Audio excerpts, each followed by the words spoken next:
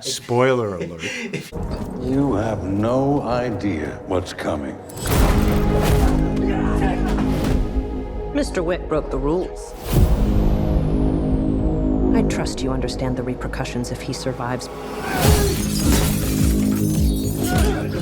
One of my favorite moments in this film is the knife fight. I think it's just one of the most badass knife fights that we've ever seen on film.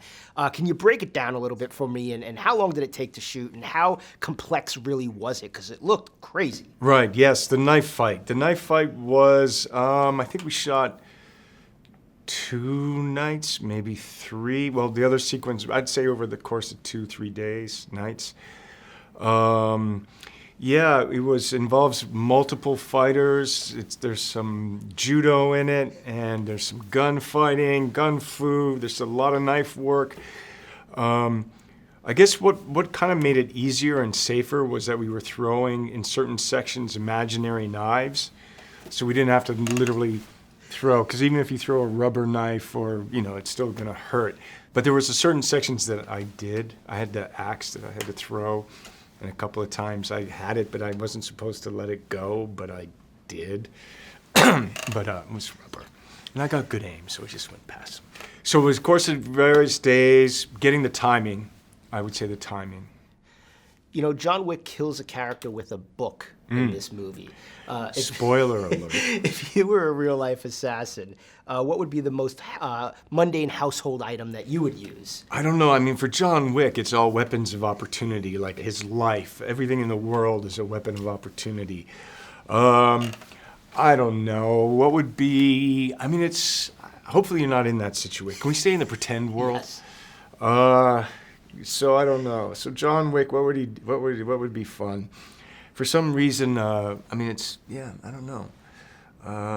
Egg beater, I don't know, something. Egg beater. Butter. Butter. Yeah, like how would you kill someone with something soft? Would you suffocate them? Like, what would John Wick do if there's... I guess he would take the blame. I don't know. That's ridiculous. Do you have a favorite fight scene in this movie? I love the knife fight. There's a certain section, we called it section 2 of the glass house section. And I thought the horseback, the brief horse section, I think is really special. And how many more... Because it's unique. It is very unique. How many more of these do you think you got in you? I mean, I imagine it takes a toll. It does, but that's gift. If there wasn't any toll, then you're not traveling, right? You're paying a toll so you can get somewhere, man. It's really up to the audience, and I mean, I think the story in the world, could be can be revealed, and there's stories to tell there. But I don't know. Physically, I don't know. Do you personally have a direction where you'd like to see John go from here? I don't. First things first. Hopefully, people enjoy the film and we get that opportunity. You shouldn't be here. Nice suit. Good to see you too. I need your help. After this, we are less than even. I'd love for you guys to break down a little bit of the sequence where Halle and John are fighting and the dogs are in it. How long did it take to shoot that? How complex was it? And for Halle, what was the most challenging part of shooting that sequence? When you're doing action movies, especially for a budget and for the time constraints we have, there's a certain degree you plan. You try to prepare for the worst. That's what we got for all our second unit experience. From the conception, the dogs were trained for nearly 8 months to be reactive around humans and to have the cameraman and the gunfire around. Halle probably trained anywhere from 5.5 to 6 months. 5 of them solid were with the dogs, 5 days a week. To find the right location, we lost locations, things happen, weather changes. The dogs needed to be shot at night, quiet, in locations that we could control, so we didn't have a lot of, like New York City was not an option, so we found a small town in northern Morocco to do it.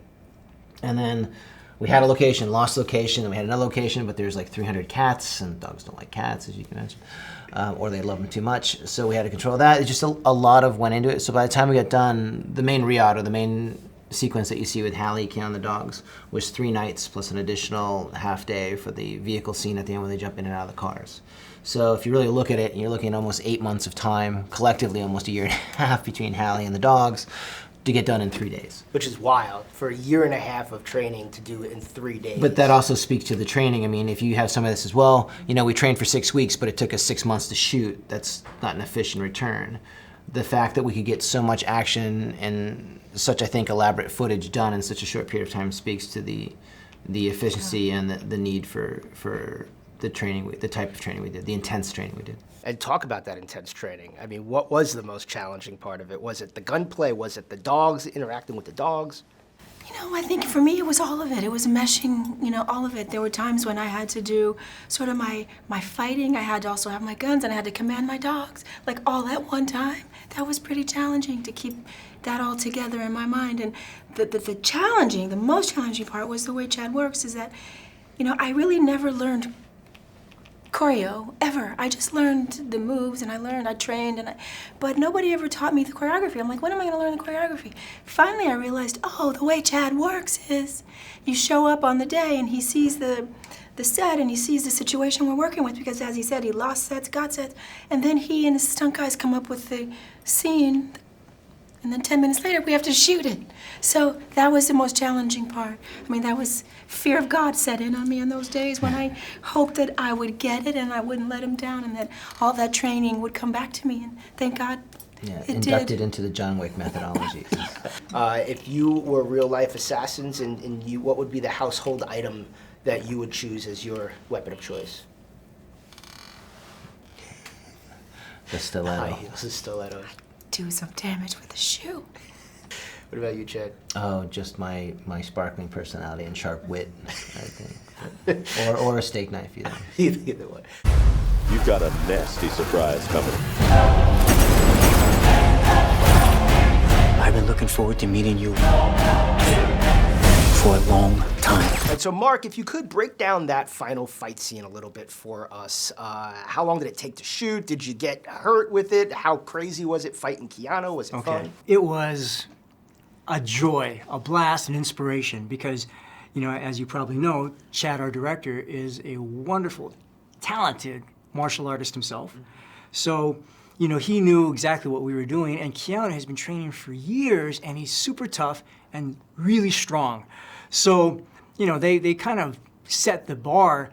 It was almost easy for me because they set it up here, and I just had to do my best to hang on tight, you know? Challenging that we were shooting at nights, and to sustain that type of focus and energy takes a lot out of you, because you make a mistake and you really do get hurt, you know? Which maybe wouldn't have been so bad since we're playing hurt anyway. Right. But I'm glad we did. But also that final sequence you shot for a month, right? Wow. Yes, we shot that final sequence over 4 weeks, because we do other scenes and then come back to that one. You know, so that too was very challenging, just to come back and pick it right back up where we left off, you know. Wow. But it was a joy. Asia, you get the chance to be in scenes with some real scenery chewers in this film. Lawrence Fishburne, Keanu Reeves, Ian McShane. I mean, what was it like with those guys, and do you have a favorite moment with either of them or any of them? Oh gosh, I mean, you know, playing opposite Keanu, Lawrence, Mark, you know, Angelica Houston, you know, these are people who, I like to say it's like playing tennis with someone who makes you better for just having played with them, you know, and so that was a great honor and really exciting, and it's a credit to all of those people, yourself included, that everyone in the ensemble is incredibly gracious, incredibly humble, and so what could have been a very intimidating experience was just fun. You know, in this film, John Wick kills a character with a book. If you were real-life assassins, what would be the most mundane household item you would use as your weapon of choice? The first thing that came to mind is a spatula. That's what I was thinking! Wait, really? Yes! Spatula? You see? Well, then what is it about the spatula that comes to mind immediately? Well, it's a multi-use tool. Yeah. You know, you could flip over pancakes, you could spank, you could... Yeah, you could slap, you could jab, Right? you know, yeah, totally. That's crazy. Amazing. Yeah. So the spatula. I should have said it at the same time with you. Do you have a favorite fight from the movie? Is it the fight that you're in, or is there another fight from the movie that you guys like? You know, it's true that all of the fights are incredibly stunning, and there is a particular fight sequence that takes place underwater that you know, at minimum it's 30 seconds long. At most, it might even be a minute, and it's happening in real time, and it's really Keanu. I mean, it's just, for me, it was like, it definitely stands out. The final fight sequence, and then the horse. I mean, come on. I'm not going to see the movie until the premiere, so I don't know yet. But I'm excited. So we'll go with your fight Yeah. as the favorite. Yeah. Thank you. Do you expect him to make it out? A $14 million bounty on his head. And everyone in the city wants a piece of it. I say the odds are about even. So, gentlemen, talk a little bit about your characters because you get to do more in this film than we've seen previously. Lance, I'll start with you because your character gets in on the action. Somewhat, yeah. More so in this film. How was that for you? Did it require extra training? So, first of all, it was a lot of fun. And it did require extra training. It's many years as I've played cops. It's actually, before I started training for this film, I'd only shot a real gun twice on a shooting range. And so I had to do a lot of gun training. And just in terms of the action, it was, I had to do more gun training than, you know, because I didn't have all the kind of grappling jiu-jitsu training work that Halle and Keanu did. But it was just great. It was fun.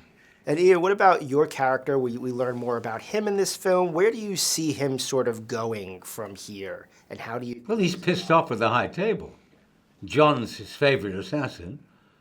And you don't know their relationship. I mean, they've known each other a long time, like these characters. I mean, Lance and I we don't talk about our backstories to each other, but we both have them. Yeah. You know, I believe that we've known each other like 30 years. Where we met doesn't matter. But it's like they're very, very tight, and they run this hotel. It's their hotel. And once it's threatened by the high table, say, you can't do that, we'll take back. Screw you.